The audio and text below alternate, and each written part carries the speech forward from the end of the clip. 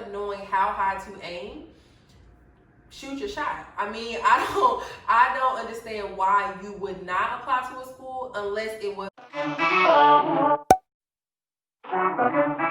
Hey y'all, welcome back to my channel. So today's video is pretty much just going to be me discussing the entire law school process and how it went for me, and pretty much just trying to give advice, motivation, inspiration, or whatever you want to call it, to people that are also going through this process without having friends or family that are also going through the process with them. I think that a lot of times when we do things, we expect people to just automatically get what we're trying to do. We expect people to automatically support what we're trying to do. Well, oftentimes everyone is not in those situations where they automatically have support from their parents, support from their friends, support from their significant other. So pretty much this video is to be more so of inspiration, but also just to tell you guys everything that I do wish that I knew when I was applying to law school. I'm going to talk about the LSAT, applying to law school, like the actual application, what I wish I knew before I started applying, how to reach out to like other people, how to reach out to other groups, to get involved with groups. I got so much information throughout this process just from not being afraid to talk to people. So pretty much I'm going to go all the way through the entire process, everything I wish I knew, but also talk about how to motivate yourself, inspire yourself, support yourself, because if you're applying to law school and none of your friends are, it's likely that no one else will get it. Of course, people will try to support, but they still won't actually get the process because they're not going through it with you. So yeah, if you're interested in hearing about all those different things, don't forget to like, comment, subscribe, all of that, and I'm gonna go ahead and talk about the things that I have here to talk about. So I'm going to pretty much start at the beginning, like the entire process, starting from the very beginning of even knowing you want to go to law school. So I know for me, I actually am not a first generation law student, technically speaking, because my older sister actually applied to law school and went to law school too. She did not finish. She had like some health issues or whatever. I think she applied twice and started twice, I want to say. But either way, different process for her. She's 10 years older than me. We did not grow up in the same house. Did not have the same financial situations. Everything was just completely different. And also, honestly speaking, we're not that close. Like, we are cordial, friendly. We talk via a chat that my dad has set up for us, but we don't talk that much.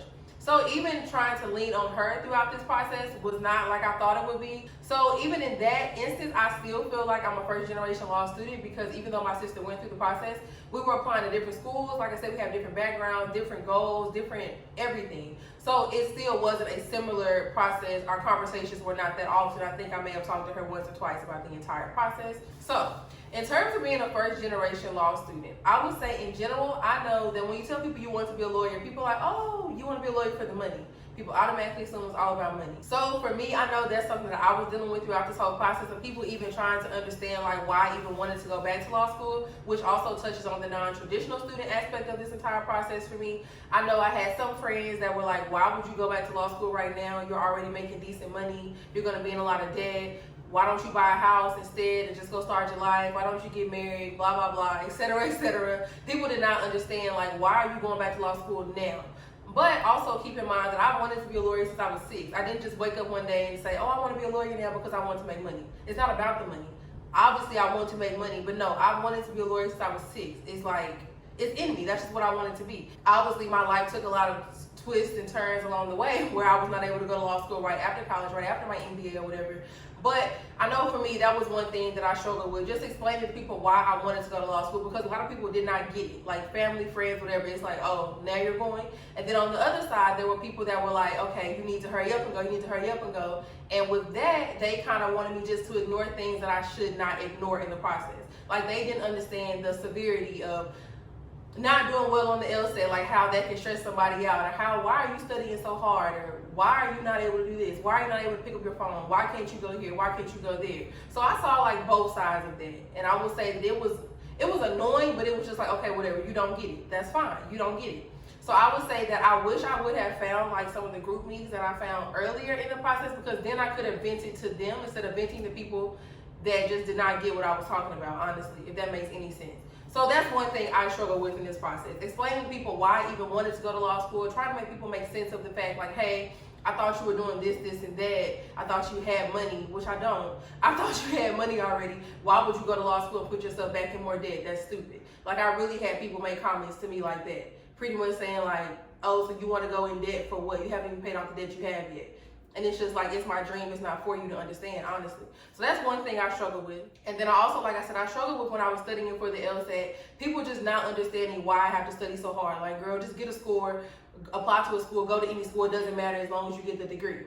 That's not true for all people. If I had a mom and a dad that were already lawyers, maybe. If I already had established certain things in terms of my career, maybe. But for me, no, getting into a certain school that had a certain ranking and a certain big law percentage was a big deal to me. It wasn't just, oh, just go to any school, why does it matter? You'll be a lawyer regardless. So I had conversations like that where people didn't get that. So that was something that I struggled with as well. So my tips for those things though are just make sure you do your own research. Somebody that did not go to law school, somebody that does not want to go to law school, somebody that has no interest even in higher education necessarily, I don't even know how to say that nicely. Someone that does not care about school in general cannot give you advice on what you should be looking for in terms of your JD. If you know you want to be a certain type of lawyer, look for schools that have good clinics and internships in those areas. If you know you want to live in a certain state, apply to schools in that state. If you know that you're studying for the LSAT and your score is not where you want it to be and it may not get to that score in 3 months or 6 months when your test is scheduled, think about reevaluating like, hey, do I even need to go to law school right now? Can I study for longer? Or also think, okay, if I apply to schools with this score and I know the schools I can get into with that score, am I going to be comfortable going to those schools and can I still reach my career goals if I go to that school instead of studying more and going to this other school? Because again, everybody's journey is different. There are people that go to schools in the top 20 that still don't do well. There are people that go to schools that are ranked number 135 and do very well. So you really just have to be very introspective in this process and talk to yourself about what you need to do. Now, granted, if you are blessed enough or lucky enough to have someone that is a lawyer that you can talk to, like for instance, I did have a lawyer that I worked for when I was an undergrad. I was able to talk to her about a few things. But if you can talk to people that actually know about the process, that would be a lot better than listening to people that have never went through the process and have no intentions of going through the process. And don't get deterred or don't get frustrated with people when they don't understand it. Just do your own research so that you are so knowledgeable in what you're talking about. When somebody gives you bad advice, you're just like, oh, I know that's not right. I've done enough research and talked to enough people and read enough information that I know that what you're telling me isn't right, so I can let it go in one ear and out the other.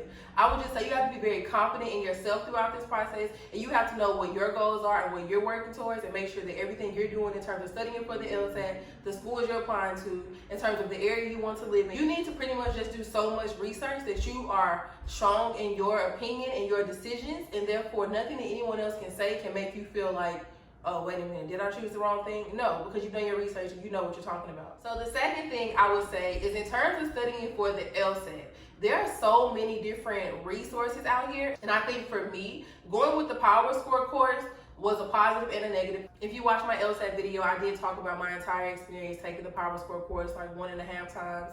But I would just say that when you're doing your research in terms of studying for the LSAT, a lot of people will say, oh, well, there's Kaplan, there's Test Masters, there's Power Score, there's Blueprint. There's so many different resources out here. You need to make sure that you are doing your own research, watching YouTube videos, reading testimonials. Just pretty much make sure that you're choosing the best course for you. Because just because so-and-so did well in that course, if their teaching style, if their training style, if the way they do homework is not good for your learning style, it doesn't matter.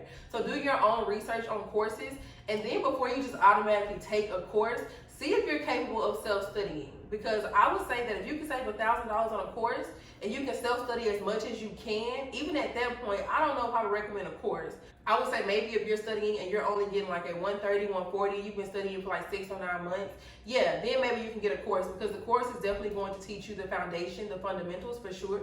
But if you're already in the 150s, 160s, I don't see the benefit in you taking a course, honestly. At that point, when you get stuck, I would say get a tutor. And also keep in mind that for a tutor, my tutor was like $60 an hour, I think, or something like that. I would not pay like $180 for a tutor. Of course, everybody's financial situations are different, but I don't see a point in you wasting the money just because you have the money. So make sure that you do your research. Make sure that you choose the best study method for you, whether that's self-study, whether that's tutoring, whether that's like those crash courses that are like a week or 2 weeks long, whether that's like a 6-month course, or whether it's just you really saying, hey, I'm going to self-study for 2 years and I'm going to delay taking the LSAT and going to law school. You have to make that decision for yourself at the beginning. And you also have to know how to kind of change course if your LSAT score isn't getting where you want it to be as quickly as you want it to be. You need to really sit down and determine like, hey, if I don't get this LSAT score, like I was saying, what am I going to do? Make sure that if you do take gap years, your gap years are meaningful. Pretty much when it comes to studying for the LSAT, make sure that you are really dedicating your time. I know I had a comment where someone said, pretty much what they wish they knew before they started studying was that whatever you think you need to study, you need to double that. So if you think you need 6 months to study, you may really need a year. If you think you need 3 months, you may need 6 months. So just keep in mind that when it comes to studying for the LSAT, your score may not increase as quickly as you think it is. I know for me, I was like, I'm so smart, I'm good at tests, I got this on the ACT, blah, blah, blah. No, my LSAT score was stuck for a long time until I got a tutor. And even then, it didn't go up like 10 points. It went up like 3, 4, something like that. So just keep in mind that like if you really want to get the best score you can on the LSAT, you probably really do need like a year to study, unless you're already a genius and you know your diagnostic was 170, and then good for you. But for most people, they need a year or so to study to get their full potential and to get the most scholarship money they can get. So now let's talk about money a little bit and what I wish I knew about money in terms of applying to law school. Y'all, you need so much money to apply to law school. And when I say so much, it's not like $5,000. Well, it could be $5,000 depending on what course you're taking, what tutors you have actually. But like you need to save up money to apply for law school. It's not just like, I'm just gonna apply to law school today. No, you need money to apply to law school. Let me go through everything you need money for. I did this in another video, but I'll do it here too. Everything you need money for in terms of applying to law school. You need money to actually take the LSAT. You have to pay to take the LSAT unless you get a fee waiver. And then also you may not get a CAS waiver, so you have to think about that. But let's say that you don't get a fee waiver, you have to pay for the LSAT. If you want a tutor, you have to pay for the tutor. If you want a course, you have to pay for the course. That's the LSAT. So even like in my situation, I had to pay for parking at the LSAT center, which was $18. Count that into your budget. And then in terms of applying to the actual schools, you have to pay for each application. I think each application can be like, let's say $60 to, I don't know, like I think the highest I paid for application was like 80 or 120. I really don't remember honestly. But let's just say 60 to 120 to keep it safe. So you have to pay to apply to law school. That's one thing. And then also let's say that you don't get the fee waiver. You have to pay your CAS fees, which are $40 or $45 now for each application that you do. I think overall I ended up paying $840 to apply to 15 schools. And that was even including, I think I got fee waivers for like maybe 2 or 3 schools. So then also count the fact that I took the LSAT twice. That was $400. Then also keep in mind that I paid for a tutor. I think overall I paid for a tutor for 7 weeks, 2 times a week, $60 a session. You guys can add that up. So I paid for that as well.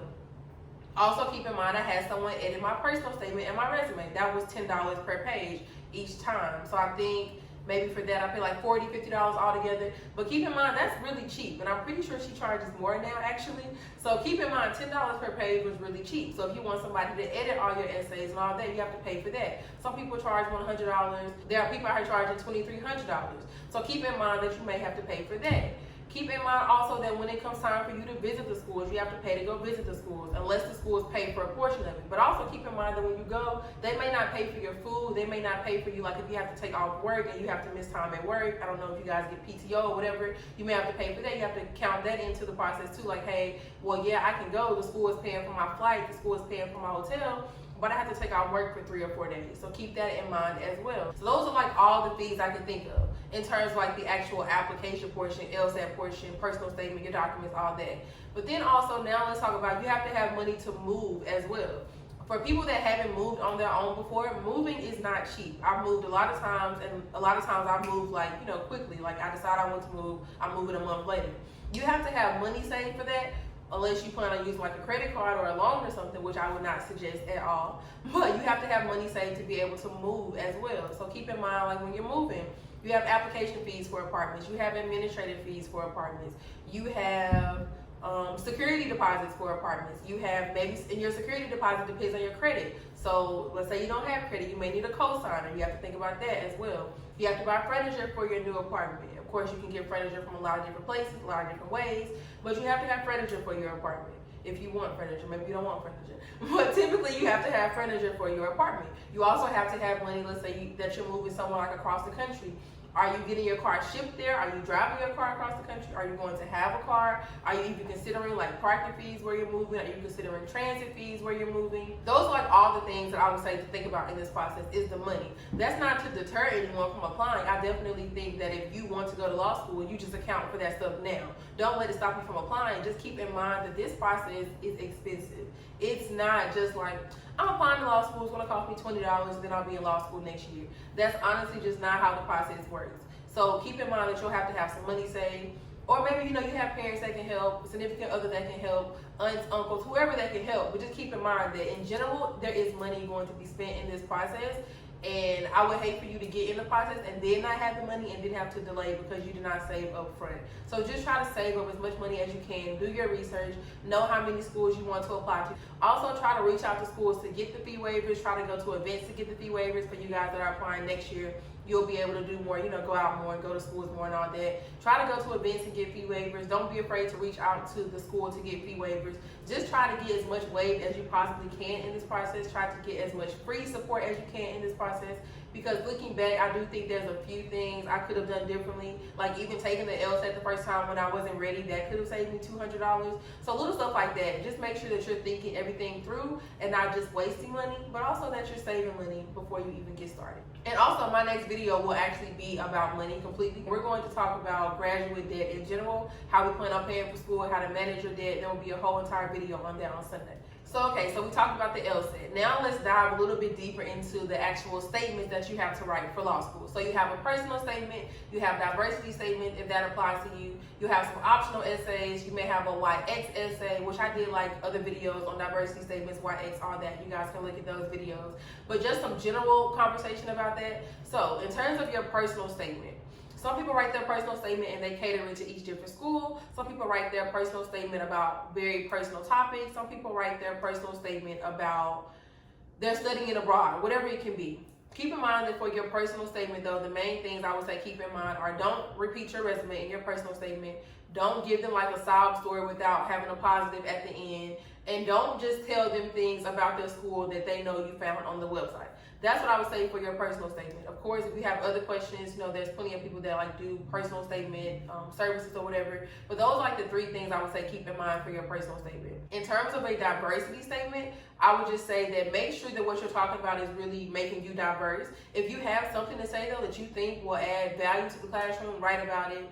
I would say that a lot of times we think these statements are optional, and depending on what your stats are, they may not really be optional for you. You may actually want to write about it just to increase your chances of being admitted and to give the school a better picture of who you are. So you have personal statements, diversity statements.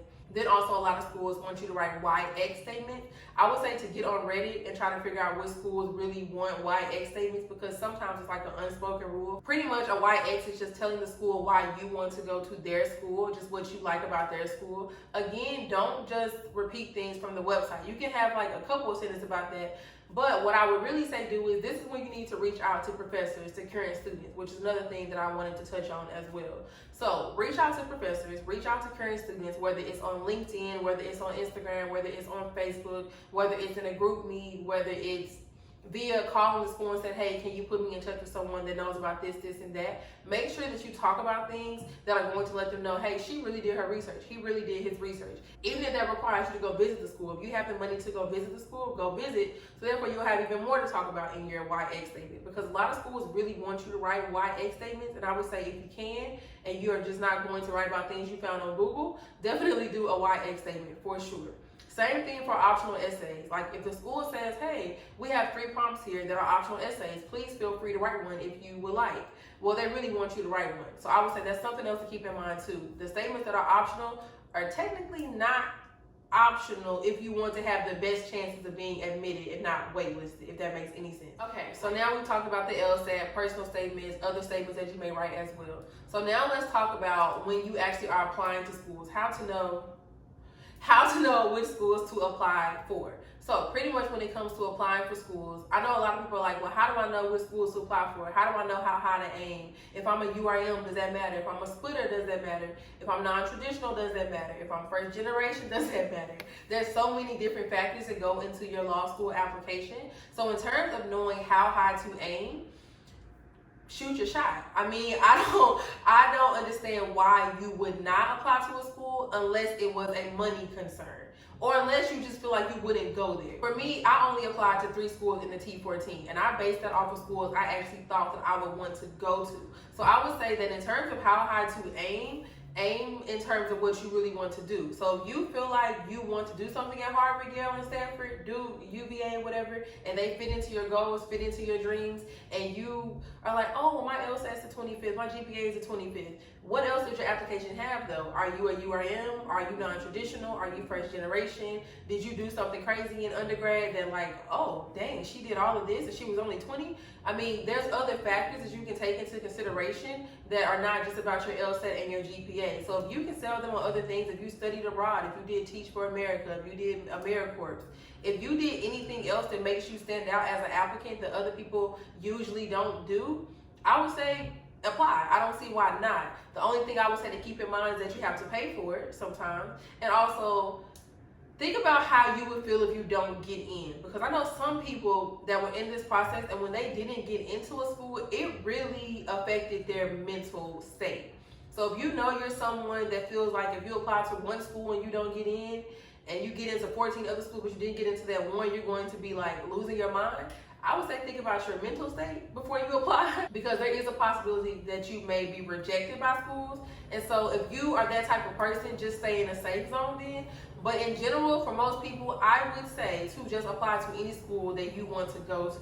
I don't understand the concept of not applying because you don't think you will get in, because there are people that got into schools, I was like, oh, you got into Harvard? And on paper, it doesn't look like they may have got in if you look at their LSAT and their GPA. But I don't know their life. I don't know their life story. I don't know what else they did. I don't know what other type of relationships they built. So I would just say in general, in terms of how high to aim as broad as you can.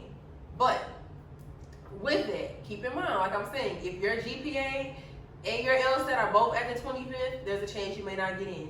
If one of your scores is at the 25th percentile, there's a chance you may not get in. If both your scores are at the 50th percentile, there's a chance you may not get in.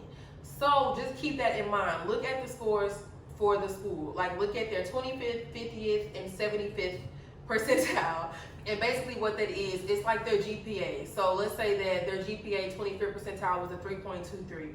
Their 50th percentile was a 3.34. Their 75th percentile is a 3.78. Okay, where does your GPA fall into that? Same thing for the LSAT. If their LSAT is a 160 25th, 50th is 165, and then their 75th is, I don't know, 168. Where do your scores fall into that? Because pretty much what those numbers are telling you is that 25% of the people had this score or less.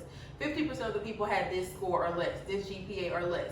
So that will tell you how many people typically got into the schools with that score that you have. So kind of keep that in mind as well, so that you're not wasting your money when you're applying to schools if you're not getting fee waivers. But I would still just say apply everywhere that you want to go. Don't feel like if you get waitlisted by school, that's an automatic rejection, because it's honestly not. There are plenty of people that get in off of waitlist. I think I'm in a group chat where maybe 4 or 5 people just got in off a waitlist from Harvard yesterday. So, hey, it's definitely possible to get off a waitlist. So, in conclusion, shoot your shot and apply to all the schools you think you would really go to. So another thing to keep in mind though when you're applying to schools, are you PI focused or are you big law focused? That's something to keep in mind as well, and you can watch those two, like from our perspective series videos that I did with the other individuals where we talked about that. But pretty much like make sure that the schools you're applying to actually fit your goals. Like if you know you're a PI focused person, like if you're PI or bust or big law or bust, make sure that the schools you're applying to fit into that. Like there are some schools out here that have really good public interest programs. There's some schools out here that are going to give you a 68% of going into big law. So do your research. Look on websites like NALP, ILRG, Vault 100. There's so many different websites, and I'll leave all this down below. Even like in terms of books, even in terms of podcasts you can listen to. There's so many podcasts. There's so many people on YouTube you can watch. There's so much research and information out here. So just make sure that when you're applying to schools that you've done all the research you can. So therefore you're not wasting money and just applying to schools you know don't even fit your goals or your needs. That's something else to keep in mind too. Apply to schools that actually fit where you want to go. Which also goes back into my conversation earlier about people putting in their opinions but not even understanding your goals. So if you know you have a certain goal in mind or a certain type of law you want to practice or a certain place you want to live in, don't listen to other people when they say, oh, well, you could just go to this school and do that. Like, for example, if you know you eventually want to end up in D.C., and that's the only place you would ever live in your life is D.C., you will be more, how do I say this? You would be better off going to a lower ranked school in D.C.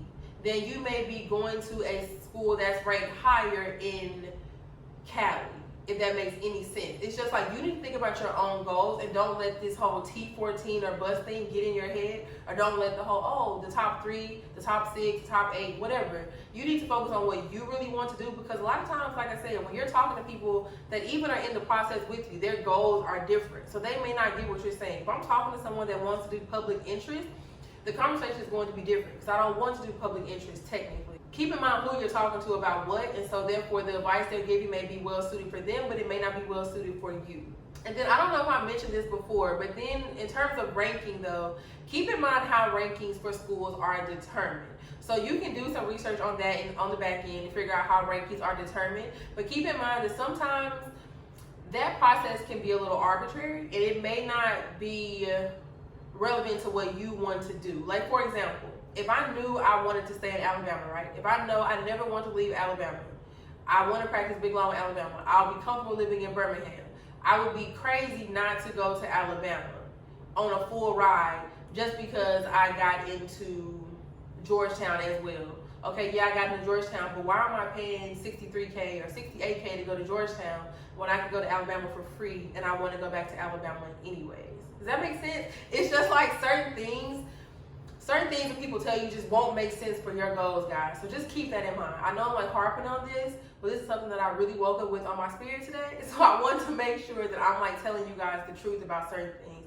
This whole T14 or bus thing is not always going to be relevant to your life and your goals and what you want to do, or what your mental state may want for you as well.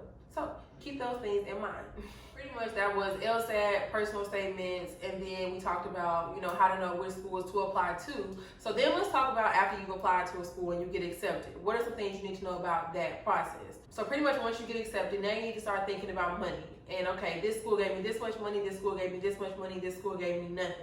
You need to determine really before you even get to this point, what is the biggest thing for you? Is it ranking? Is it money? Is it the programs? Is it the city? You need to kind of have that in your mind already of what's important to you. Because sometimes you'll get into the school you really wanted to go to, but they won't give you any money. And you'll have to make a decision and say, okay, do I still want to go to this school even though they didn't give me any money at all? Is it worth it?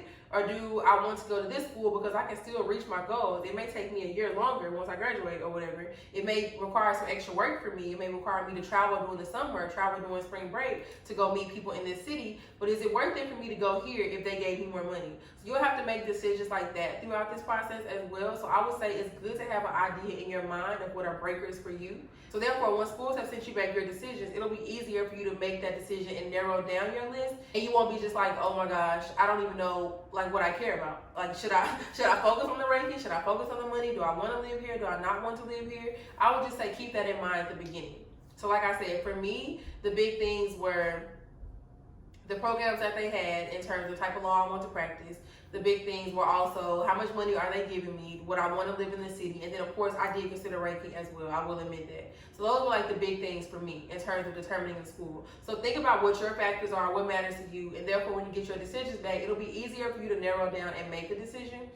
Also keep in mind that just because a school did not give you money at the beginning, you can always negotiate for scholarships. You can reach out to a school and ask them for a scholarship. You can, sell yourself, make your case on why you deserve money, and then maybe they'll give you money. Also, if you get a scholarship offer that you think is low, you can negotiate with them to get your scholarship offer increased. You can kind of, I guess put the schools against each other and say like, hey, so-and-so gave me this, can you match this, can you give me this, etc. I have a scholarship video on that as well though, so go back and watch that video if you want to know more about negotiating scholarships. But keep in mind, you can definitely negotiate scholarships as well. But also keeping in mind with the whole scholarships thing, think about like applying for financial aid as well. So you have your FAFSA you have to fill out, sometimes you have to fill out a CSS, other forms, etc., etc. Keep that in mind as well, that you will get money from not only scholarships, but also from loans. Keep in mind, when it comes to loans, you have to pay those back. So also another big thing to keep in mind when you are applying to school is how much are you willing to take out in loans? I would say this is like the biggest thing for most people when it comes down to it. It's like, oh my gosh, I really am going to be in $200,000 of debt. And some people are like, nope, I would never, I'm not doing it. I don't care if I can pay it off in 10 years. I'm not taking out that much money. And then there are people that are just like, oh, $200K, whatever, I'll pay that off. And if I don't, hey, I'll be doing what I want to do, it's fine with me. So keep that in mind as well, how much debt you're willing to be in. And that's not a decision that anybody else can make for you either. So this also goes back to the whole support, motivating yourself thing. I've had people tell me like, hey, I would go to the school that gave me the most money. I wouldn't even care about anything else. But for me, that doesn't match my goals. The school that gave me the most money does not match my goals. I've had people say, oh, I would go to the school in this state no matter what else because I would never want to live in these states. Okay, well, that doesn't match my goals. I've had people say, why are you even considering these other schools? If you got into this school, it would be a no-brainer for me. Or if you're on this wait list, why would you not want to get off that wait list and go to that school? It's ranked the highest out of every school. Why would you not go there? I've had people say, why would you ever want to live in this state? You're crazy. The cost of living is too high. You're never going to be able to have a house there or a family there. I've had people tell me all types of things, guys. And I would just say, their opinions are valid in certain situations for certain people, certain lifestyles, certain goals, certain paths in life. But for the path that I have, the path that I want, the path that I plan on pursuing, all their comments are not relevant to what I want to do. So keep that in mind as well, guys. When people are giving you advice, they are usually speaking from their point of view. There are some people out here that really have your best interest and can help you out and say like, hey, well, based on what you told me, I don't think that would be the best fit for you. That's fine. But if somebody's telling you what they wouldn't do or what they would do and doesn't have anything to do with you, whatever. So that's another thing as well. Keep that in mind too. Another random thing you should think about too before you apply to law school is if you want to do litigation or transactional law. That kind of matters because that can affect what schools you apply for too. So litigation is what we see on like TV in terms of going to court, really arguing, really, having your witnesses up on the stand, all of that. That's litigation. It's really going to court, reviewing all of those cases before you go, making sure you have your precedents, all that stuff in your head before you go to court. That's litigation. Transactional is more so what you think of when you see like, I don't know, if you have like insurance or something, the person that's like the lawyer for your insurance company, the person that's like the lawyer for Disney. Usually, technically, those people are going to be more transactional in terms of they're doing the stuff behind the scenes, really negotiating contracts behind the scenes, making sure that the company is protected. They're pretty much at a desk all day reviewing contracts, reviewing deals. That's more so transactional. Litigation is really you going to court all the time. So keep that in mind too because that can affect the way you apply for schools because some schools have like trial advocacy teams. Some schools are good for doing like moot cases or moot cases.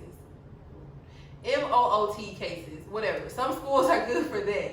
So just keep that in mind too when you're applying to school because that could also be a factor that could change the schools that you apply to as well.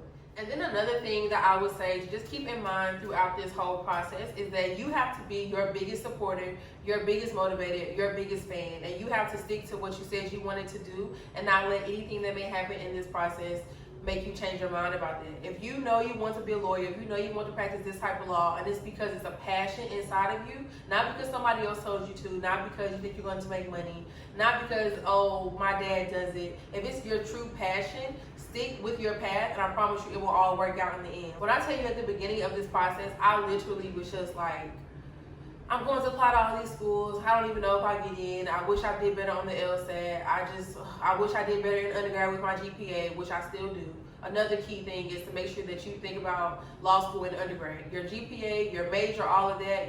Talk to your pre-law advisor because this whole process really starts in undergrad, guys. So I would say do well in undergrad too. I have a video on that as well. But yeah, guys, at the beginning of this process, I was just so like worried and stressed and just like, I don't know, I was draining myself because I was overthinking everything at the beginning instead of just putting faith in the situation and being like, hey, you've done everything you can do. You have two options, Latasia. You can either apply right now, which is what I did, or you can wait and take the LSAT later and delay going to law school for another year, which is something that I did not want to do. I was like, I will be in law school before I turn 30. This is crazy.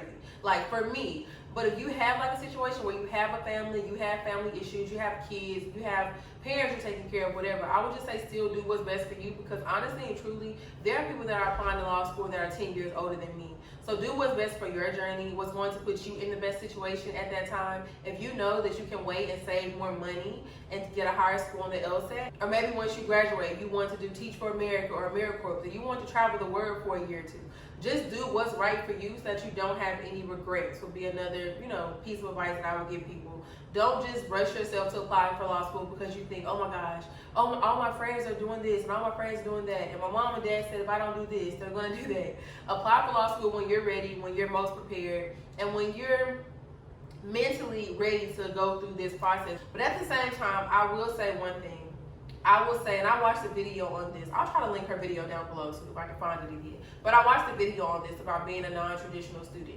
And she was just saying that one thing that was a positive about being a non-traditional student is that typically once you got a little older, you went through more things in life. You saw more, you've experienced more, you've had more things to worry about than just school, if that makes sense.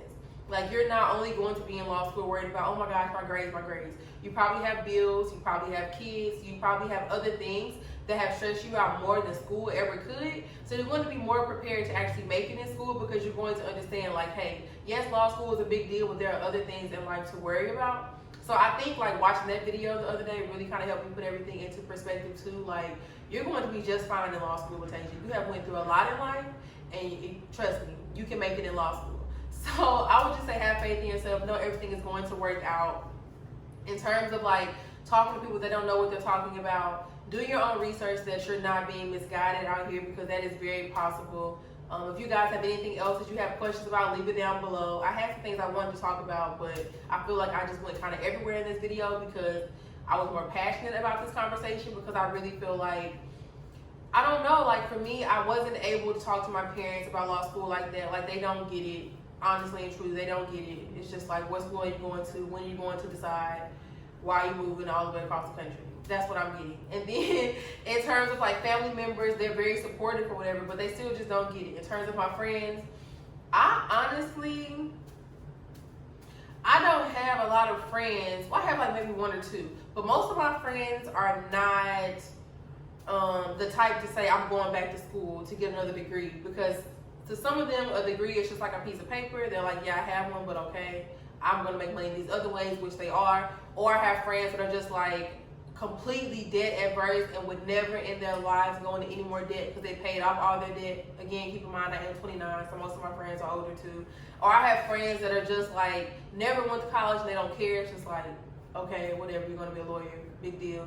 And that's not to like talk down on my friends. It's just I have different types of friends. And so for them, going to law school is like, okay, yeah, that's a big deal for you. But for them, it's not a big deal. That makes sense. So it's just like, I don't have any other friends that care about law school or getting another degree as much as I do, is the best way to say it. They're already either doing what they want to do, they're in their career, or they don't care about having a degree at all because what they want to do has nothing to do with having a degree. So I just didn't have anybody else in this process that was like, yeah, I'm applying to law school too, or I'm applying to medical school too, or I have this higher degree too. Like one or two people. But besides that, and it may just be one person actually, I really just wasn't able to have those conversations with my friends. Now I do have like one or two friends that know nothing about law school, but they were like watching YouTube videos about law school and then sending them to me. And I'm like, why were you watching this? And I guess it was just to be supportive, just to say like, hey, I watched this. Did you watch this? So like you can have people that are going to be supportive, but overall, if you don't have anybody else going through this process, it can be frustrating when you're trying to explain to someone why you want to go to a school and rank in the top 20, and they're just like, why would you not just go to this school? Or it can be frustrating when you're talking to people about how much money you're going to take out, and they're just like, I would never. That can be frustrating. It can be frustrating to be in a situation where your parents don't know much about, going to school or whatever, and so they're just like, okay, what school are you going to again? I don't get it. So the whole process can be frustrating, but I think it's frustrating whenever you're trying to make people get it.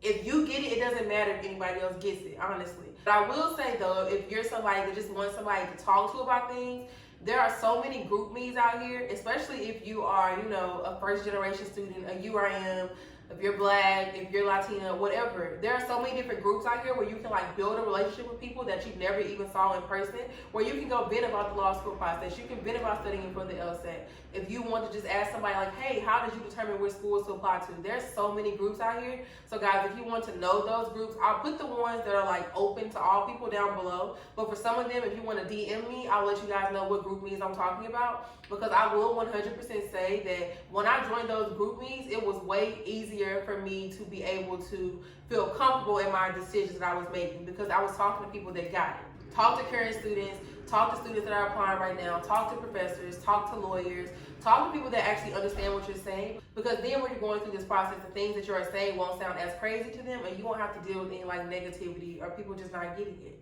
Because going through things in life without support or feeling like nobody gets it can be frustrating, but you just have to find spaces where people do get it. And that's what Tasia's TED Talk for today, guys. My next video will be about debt, money, everything. I will tell you guys all the bad things I have done in terms of debt and how I think that's going to affect me in terms of law school and paying off my debt then. I have someone else who's going to talk about her journey with money, the FAFSA, CSS, already having graduate debt, how we're planning for law school, side hustles we plan on having, everything. We're going to have a whole chit chat about that. So I think that will be a very, very, very good video. I don't have anything else to talk about really, so don't forget to like, comment, subscribe, all of that, and I will see y'all in my next video. Bye, y'all.